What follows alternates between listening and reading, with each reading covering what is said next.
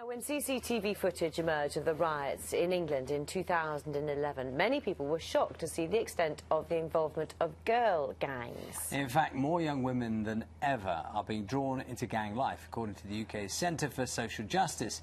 It says the post-riot measures didn't work and describes gang culture in Britain as... The rise of the gangster girl, delinquency, and the concept of the she-male gangsters are the type of hype language and connotations used to vilify, not resolve, even reduce the current issue of girls and gangs.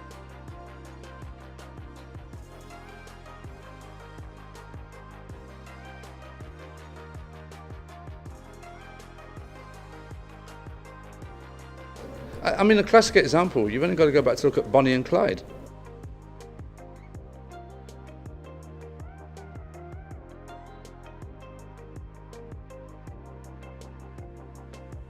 The movies I've seen with the women, although a lot of the women aren't directly involved,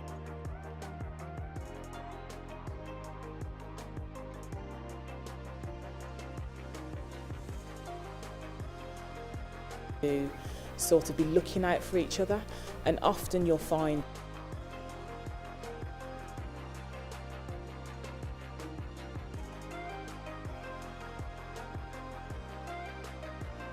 and I think generally sometimes women can be naive to a range of situations.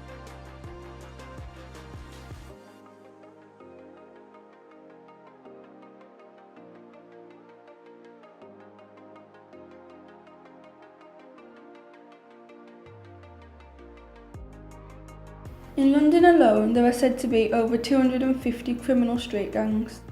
Thousands of girls and young women are associated with these gangs, but at present, local authorities don't collect data on the number of so-called gangster girls in Britain.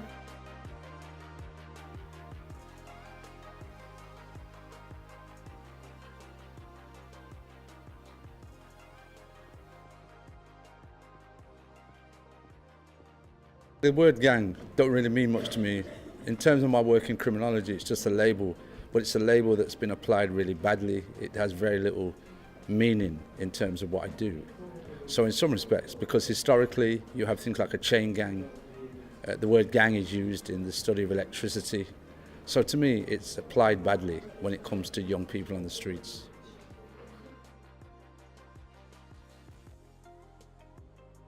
I think gangs is an interesting topic. It's very multifaceted in my opinion.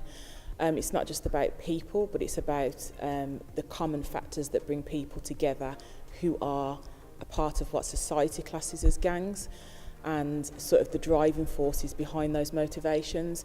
And sometimes that can be negative and sometimes it could be positive. So sometimes it could be around poverty, it could be around an interest, which is something like sport, football for instance. It could be that money is a driver. There's a whole multitude of things, but I think in essence it is people who come together with a common interest. An association of group of people, male or female, with the same common interest. Usually the word gangs means it's a negative connotation to it. It brings about fear. It brings about anxiety. And it brings about a negative stereotype, particularly when aimed at young people. when you think about it immediately, like when you think about how it's portrayed in the media, you think of it as something negative. But a gang is a group of people. I remember being at school and we'd go around in the playground and say, who wants to be in our gang? Because it was a cool thing to be in a gang, to be in a group of people. So really and truly, it's just a group of people who want to hang out and spend time together. And I suppose maybe in a sense the media's kind of demonised the word gang and turned it into something negative.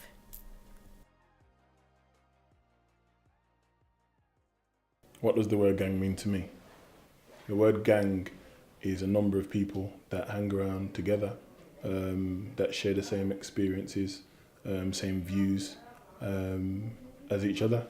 However, as a criminologist, I understand that there's a context around gangs, and oftentimes when we hear the word gang, we often think about predominantly young boys within inner city communities. Within the UK and within Europe as a whole, there's no consensus what gangs are. However, there is a number of people that we can kind of take in terms of what the gangs actually mean. So that can be anything from a group of young people that come from marginalised areas, marginalised experiences, and essentially come together that are seen by or known as a gang and predominantly have issues or beefs with other groups of people that they probably don't have or don't share the same geographical space, meaning postcodes. But then you've also got organised gangs, which I think is important to talk about as well, because oftentimes when we hear about gangs, we only focus on predominantly inner city young people. But there's also organised groups, and these are often individuals that essentially operate in the grey market space. So these are the individuals that bring cocaine, heroin, firearms into our country and essentially pass that down then to possibly young people that live in our communities. But it's also important to recognise that gangs are highly racialised as well, that when we oftentimes hear the term gang, we think of predominantly young black males, and oftentimes in relation to the violence that's related to gangs within the community, oftentimes that's generally the focus. And statistically, black young males are not the highest in the country for committing knife crime and gun crime and other actions that's oftentimes targeted and pointed towards black males within inner city communities. Too little is being done to prevent the exploitation of girls and young women in gangs, despite the Home Office strategy launched 7 years ago.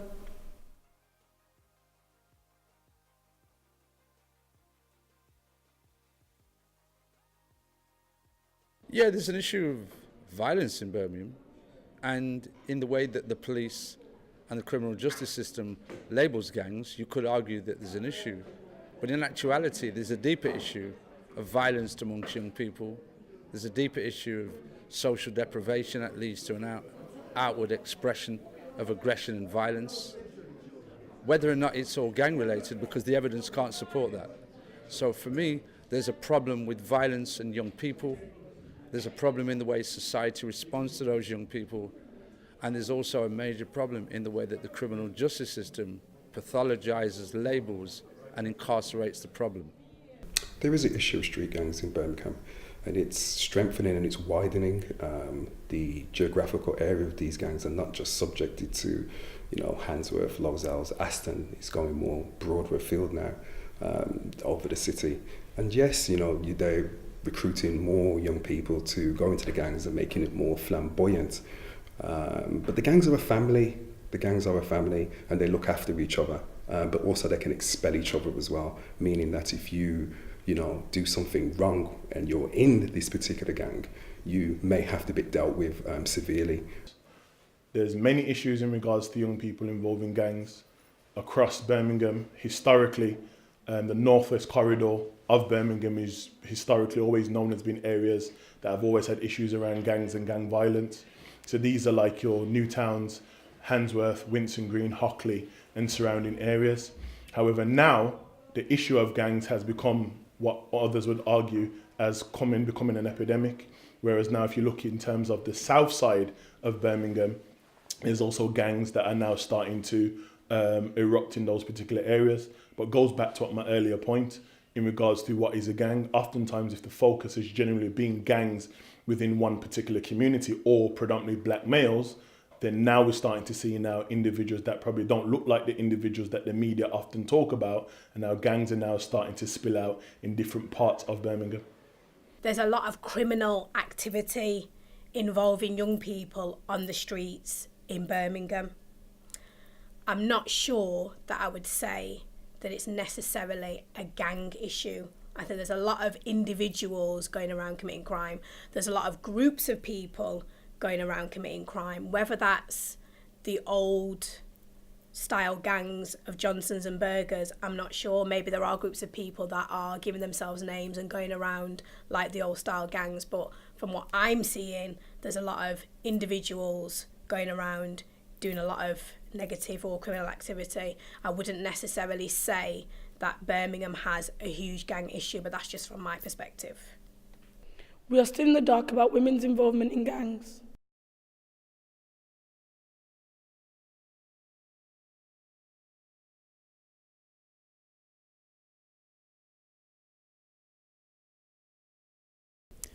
I think the role that women play in gangs has evolved quite a lot since I was a youth. I sort of grew up around the 90s, as a teenager, and I'm not sure whether it's my perception of the role of women and women in gangs that's changed, or whether the actual role of women in gangs has actually changed. But my perception of back in the day when I was sort of in my teens was pretty much that women who were associated or considered to be associated with gangs sort of had more of a supportive role and sort of was the backbone in the background. I'm sure some men would disagree, but in the background sort of role, whereas now you find you have more female sort of gangs and groupings that are coming up a lot stronger, and they are probably more assertive in some fashions than they were previously. I think that one thing that hasn't changed about women in gangs is that the women can give as good as they get from what I've seen. So they're not afraid to sort of assert themselves and their positioning within a gang. But again, I think I'm not sure whether it's my perception of women in gangs that has changed or actually that it has truly evolved. It's been impacted by social media, it's been impacted by a lot of modern things, clothes, fashion, music. But the basic role has been unchanged. You've only got to go back to the Bible and look at Samson and Delilah, how he was betrayed. So in some respects, I think that young women, men involved in street violence will always evolve. It's not fixed, it's not static. It's shaped by history, society, culture. A lot of young women participate within the kind of gang subculture, not because they want to be violent, not because they want to behave in a certain way. Some women like to just get off the fact they're connected. Some women like the excitement. Some women like the buzz. Some young women just want to get involved because they want to have a sense of belonging. Because it is exciting for a lot of young women, but society very seldom looks deeper than the badness that these young women perpetuate. But there's a deeper emotional and psychological need that some of them have to be part of it.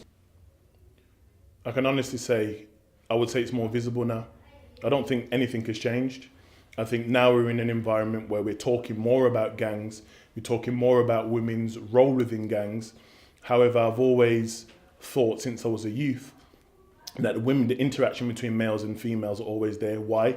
Because gang members always have girlfriends, gang members always have sisters, gang members always have daughters. So if that's always been the case, then the role of women has always been there. However, I think now we're in an age where social media and we're talking more about gangs and the role of women within gangs. And I think now it's possibly more at the forefront. But I do think that women's role within gangs has always been there. However, one thing I will add though is probably the behaviours of women is slightly different. I would say that the behaviours of young women now is becoming more masculine as opposed to feminine.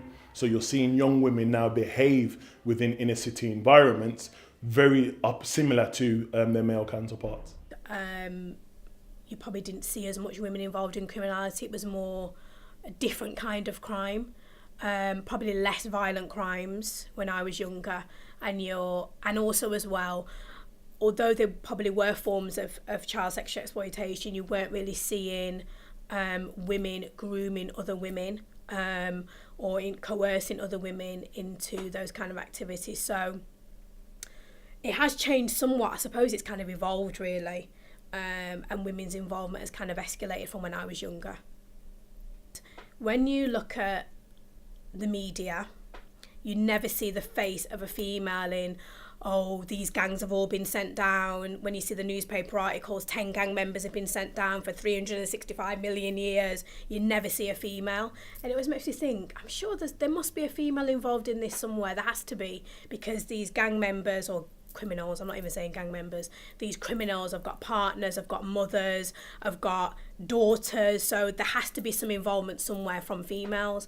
And on top of that, I know there are females that are carrying weapons into nightclubs because the women don't get searched, and we always know the men get searched, so the women will hide stuff on them, whether it's drugs, whether it's weapons, whatever. So you can't tell me that women are not involved. I remember going to a Q&A at the Drum about one of those movies. I can't remember if it's 1 Mile Away or One Day. I always get the two mixed up. And a woman on the panel, the director, I think her name's Penny, was asked a question, why within the film there was no women, there was no portrayal of women in the film, and her response was, there are no women involved in gang activity, which I just thought was crazy, because that we're seeing an emergence of young women involved in criminal activity and gang activity. We're seeing an emergence of young women involved in grooming other women to be involved in criminality and, you know, to be involved in child sexual exploitation. So to me, the women are probably just as up there as the men are, but they're kind of hidden. You know, it's almost as the thing of the women being the fairer sex. I think people probably struggle to believe that women could be involved in those kind of crimes, but they are. Violent crimes, drugs, carrying weapons, using weapons, assaults. To me, there's kind of no difference between the men and the women. The women are there, they're just kind of in the background. And I think it's because probably society struggles to believe that a woman could be involved in that kind of activity. Female suspects don't just portray society's idea of gender, but also this unspoken and idealised notion of motherhood. It is this construct that is damaging to the developmental understanding of a woman, her gender, and the associated roles that come with it.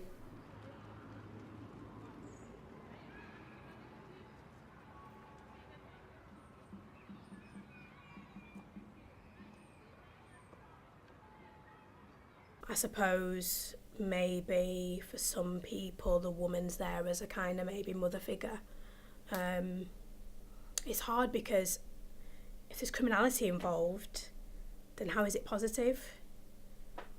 If you're encouraging, if you're using your womanly wiles, as it were, to encourage other people into criminality, then I don't know how is that positive? To me, that can only be a negative. But then maybe because I've never been involved in any sort of gang and criminal activity, maybe I look at it from a different point of view. Maybe somebody who has been involved in gang activity would look at it completely different. Maybe a female that has been involved in criminal activity would completely disagree with what I'm saying. So I can only speak as a layman who's never been involved in anything. And from that perspective, I would say if there's criminality involved, it's negative. But for me, it's about the safeguarding of some of these women as well, because some of these women are very much groomed into what they're doing. And they're doing it for a cause of love, where usually it's a case of they're just being used or they're being emotionally blackmailed. So yes, the role of females in gangs has changed a lot. Their stance, how they see things, and they're prepared to go to prison for their partners as well. So it is about safeguarding these females from gangs and negative influences, and that can really be done with education. The role that women play in gangs can be perceived as negative, and I think that is dependent on which side of the gang you actually sit on. I think from the outside looking in and the social, the way socially we look at gangs, that will be seen as negative, being in a gang full stop. But I also think that if you're within a gang, it wouldn't be seen necessarily as negative, because actually you would see your role as being as part of almost like a family. And anybody's role within any type of family can be negative or positive. It can be multifaceted at any given time. So I think it definitely depends on which side of the fence that you're sitting on and your perception of whether you think that negative gangs are negative or positive in the main. And I think it's also connected to that thing around what is a gang, because, you know, a gang in essence is a group of people. If those people within the gang were lobbying in a positive sense, lobbying for change in a positive sense, we wouldn't necessarily put the title on them that they're a gang. If that same group of people were then on the streets selling drugs, or they was doing something that was considered or is negative or impacts communities negatively, we would see them as a gang. So I think the individual role of females is very dependent on your viewpoint of what a gang is, and also what side of the gang you're actually sitting on. I think some women are naive, and I think like males are sometimes naive to a situation. Again, if a girlfriend was with an individual that they thought was possibly doing the right thing and found out later that they were involved in gang activity, I can't really blame that person, or we shouldn't blame that person for possibly having a relationship with that person. However, I think it's important that women do a little bit of research and stop allowing boys to just slide in their DMs without doing research about the individuals that they keep. And I think also women need to have more education about themselves and have probably a little bit more self-respect. Likewise with males, But to your question, I think it's very important that women have an understanding. It's not always negative, and I think generally sometimes women can be naive to a range of situations, but then also women can also acknowledge that those individuals are involved in activity. So likewise with a girl that might not know about a particular individual that they like. Some young girls like bad boys, and as I said, with Instagram, Snapchat, Facebook, Twitter, YouTube videos, oftentimes negative lifestyles and negative behaviours sometimes attract young women, and oftentimes it's good girls that always end up with the bad boys. The role that women play in gangs is seen in certain quarters as negative, but I'll go back to the actual evidence that when you look at so-called gang culture, the violent side of it is very, very small compared to the day-to-day routines of camaraderie, friendships, belonging, love, loyalty. So therefore, from a practical standpoint, there is a social need. But I would also say that if we're going to look at young women in relation to gangs, we also need to look at responsible parenting. We have to look at where are the parents around those young women who've created the conditions for them to stray. Because not every young girl joins a gang. Not every young girl who's disaffected goes on to commit acts of violence. So to me, the deeper issue is if we want young women to be more engaged, be more productive and positive, we sometimes need to stop blaming the victims of social neglect and start to look at a wider issue about the role that the community in its social disorganisation plays in creating space for those young women to just live normal, law-abiding lives. Girls tend to do better in street gangs because of better people skills and their ability to gossip, which helps them to move through organisations. Such negative affirmations echo the gender role of restrictions placed upon us and hinder our potential to reach and ability to receive support.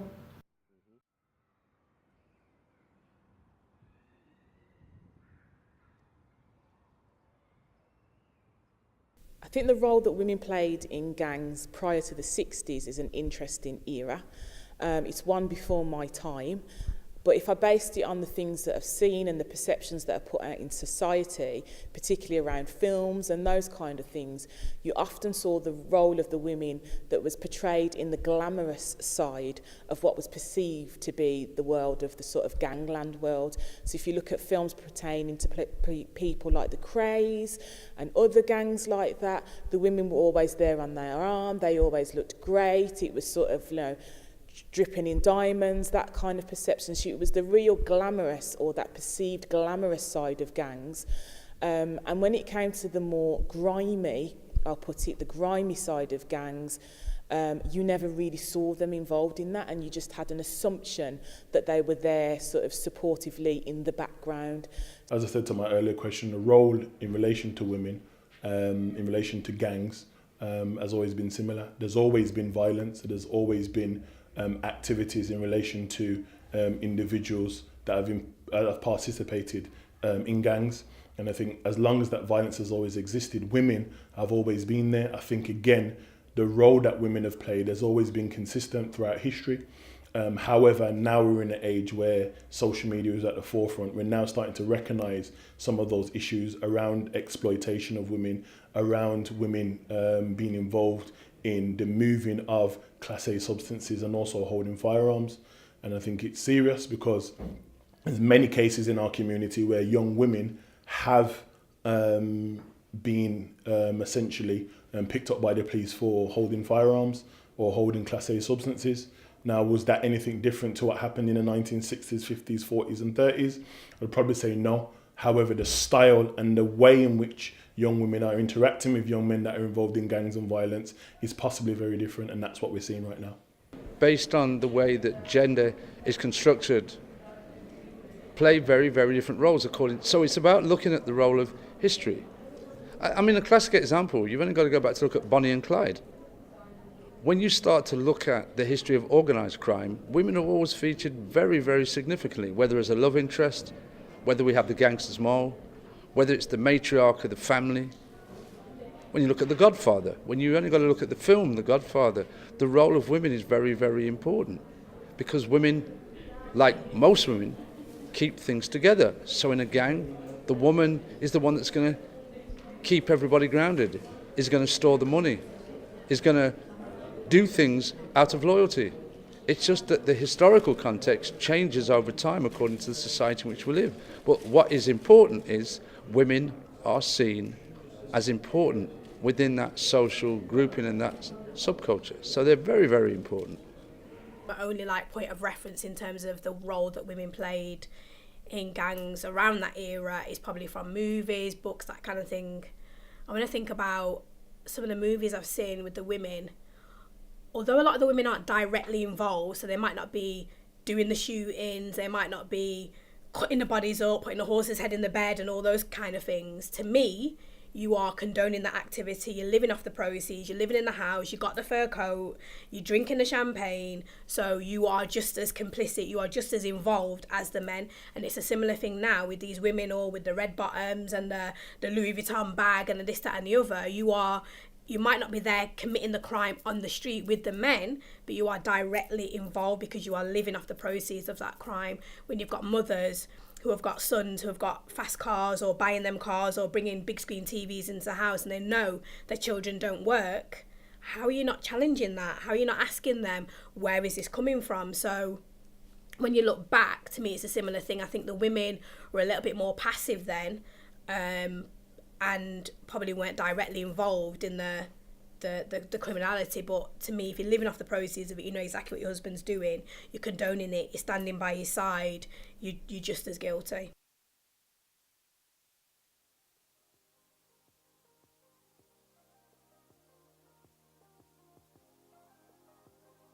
I think my final thoughts when thinking around gangs, I think I've got a number that I would like to share, not just with young females or young people, but also with communities and actually organisations. Sometimes we find that people have a perceived conception of gangs, and, you know, particularly I know with my own community, in terms of the African Caribbean community, if there were maybe prevalent gangs of the 90s, if somebody was, you know, related to them in any way, shape or form, there was assumption that the groupings that they would belong to was affiliated with that gang. That's not necessarily the case. It's like having somebody who plays for Aston Villa football team, and, you know, their cousin supports another team, but it doesn't necessarily mean they are then affiliated with Aston Villa on the basis of their family member was. So I think we have to be careful in the way that we talk about gangs, the way we perceive them, the way we look at the past and the present when it comes to gangs. And we really need to be clear about research and what's actually happening in the current times. I think the other thing is I remember when I was growing up, sort of in the 90s, and we used to hang around, and many a times people said, young people haven't got anything to do, and that was sort of the main catalyst of it. And not really now.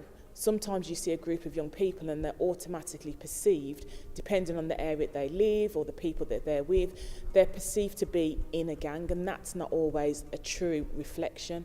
So I think as a society, as practitioners, as organisations, we need to take the time to listen to young people on their views on this topic, and also to be clear with them that we don't have all the answers and we don't fully understand the times that they're in, and they need to share that with us in order for us to support and help them to make society better for themselves. And I would say to young people who have been caught up in gangs, you know, I know people from when I was younger who were seen to be affiliated with gangs, and there was always an option for them to turn their life around and change things and use their experiences for positive, to lobby, whether it was to go into a particular form of art, of how they can sort of translate life of young people when it comes to gangs. There's always ways that you can use your natural talent in a positive alongside your experiences. And although there's always a negative connotation to the word of gangs, you can turn that into a positive and do some positive actions alongside it. What I'm seeing with young people now is, and the community, is kind of sad, to be honest. It makes me worried about the future for this generation of young people now. I don't know, the best advice I can give is to get a good education. Read and read more books, because you know what, knowledge is power. They put all the information that you need to succeed in life in books, and people are not going out there and getting that knowledge and seeking that knowledge for themselves. Stay in school. As much as some people don't like school, and I know the school system don't work for everybody, you still need that piece of paper. And just try and live a good life, try and be a good person. I know that there's people out there that are committing crimes and have got more money than you, and it's hard. I've been there myself, and I've seen the people who've got everything, have got more. Even now, I'm working full time and I'm seeing people out there that have got more than me in monetary value, not necessarily in other ways, and it's not, this life we're living isn't easy, it's difficult, but I think if you try and be a good person, have a faith, and just remain positive, then, you know what I mean, you can live a good life.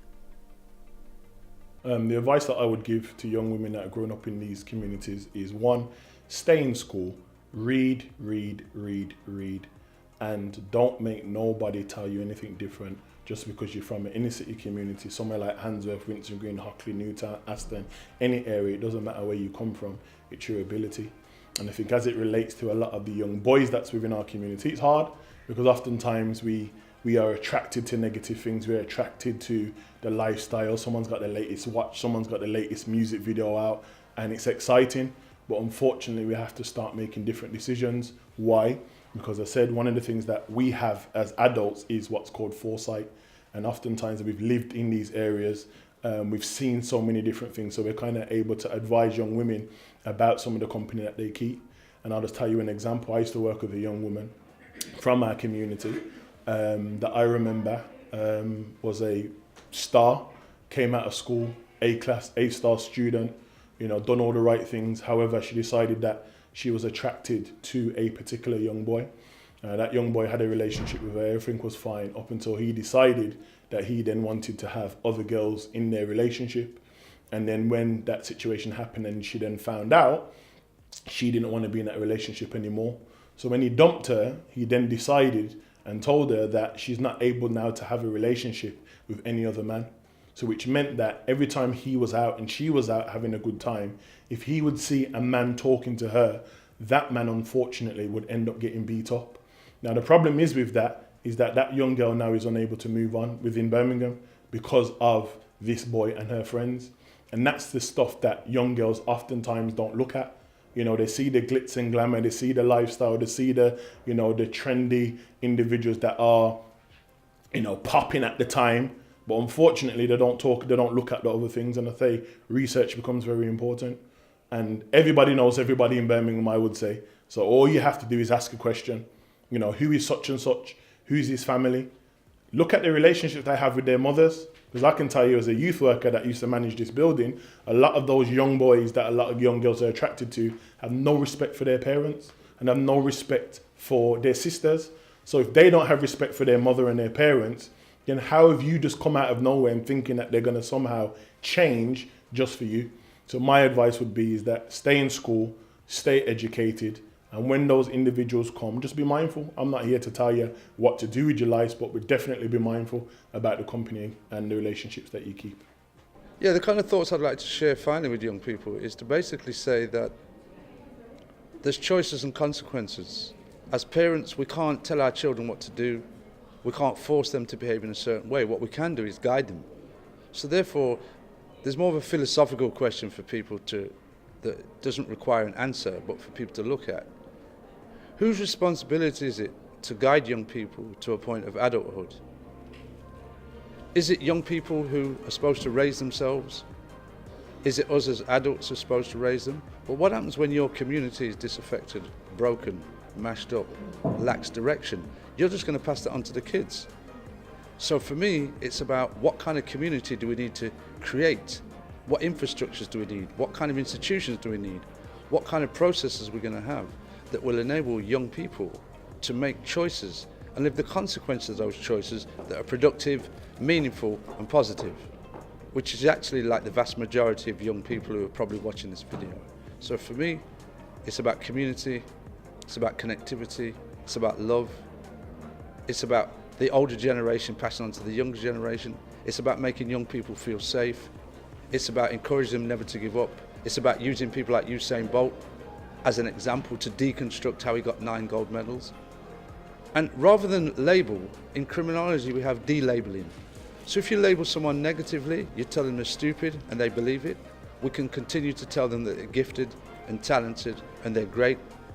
That if they want to, they can make anything from Black Panther, they can write a novel, they can build a school, they can do what James Brown did. They can own a plane and a radio station. They can do what P. Diddy's done, build a record label. Or they can do what our parents did, work hard, enjoy their lives. Badness is a choice, but sometimes badness as a choice is shaped by circumstances where people feel helpless. So the more we feel and we can express the way we feel to young people and make them feel less helpless, hopefully some of them will find their gifts and talents, rise above it, and be a credit to the community.